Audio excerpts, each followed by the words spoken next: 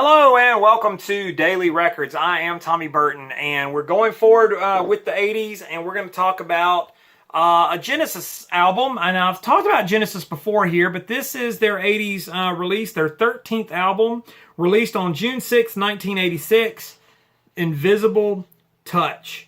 And so this album really is a whole different side of Genesis than the prog rock Genesis that Peter Gabriel led back in the 70s. By the 80s, they had morphed into more of a straight-ahead pop band.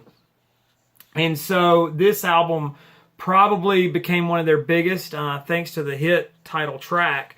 And it released, but the album itself, because of those hit singles, became a huge selling album. And it actually became probably the best-selling album of the career of Genesis. It was certified multi-platinum, over 1.2 million copies sold in the UK, 6 million sold in the US. And they became, thanks to this album, they became the first band and foreign act to have top five singles on the U.S. Billboard chart, with Invisible Touch being the first and only song of theirs to reach number one on the charts. The album received kind of mixed reviews, but I think overall it makes for a pretty pleasant listening experience.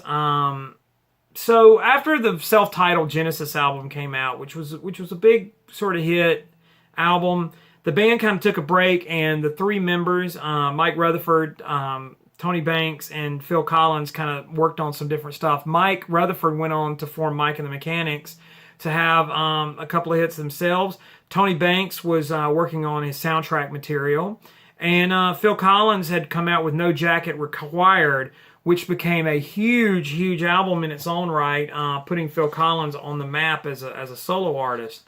And so after that album, Phil wanted to go back and work with Genesis again, and so after saying that, there were a lot of people thought that after Phil got big, that they kind of were breaking up. But I think the break probably had a lot to do with the direction they ended up going in.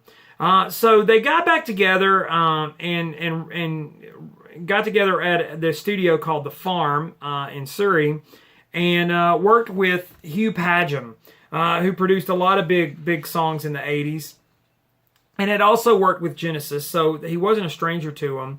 And so they kind of went into this album with no material. They just were going in the studio and seeing what they could come up with.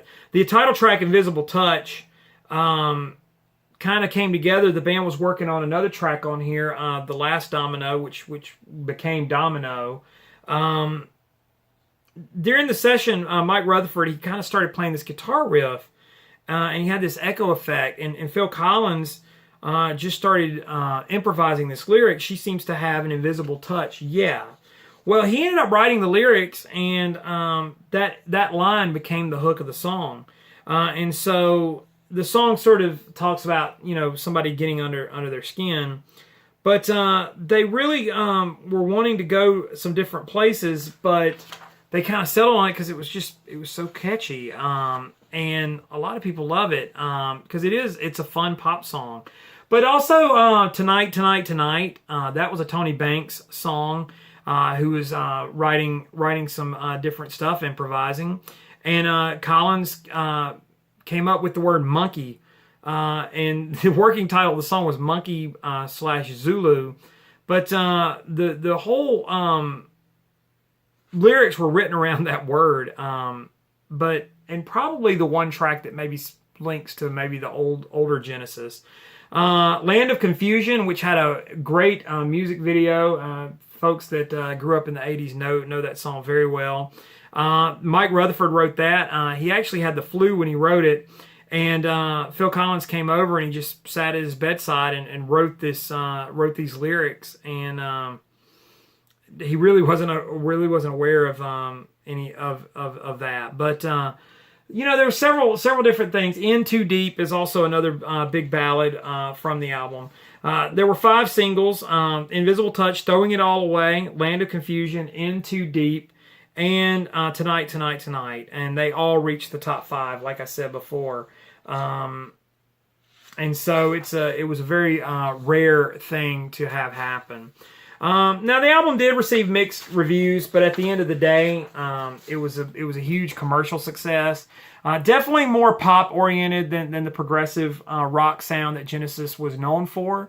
But it's a great example of that big '80s Hugh Padgham sound that you kind of associate with songs like "In the Air Tonight" by Phil Collins, "Frankie Goes to Hollywood," "Relax." Those sort of big '80s synthesizer heavy numbers.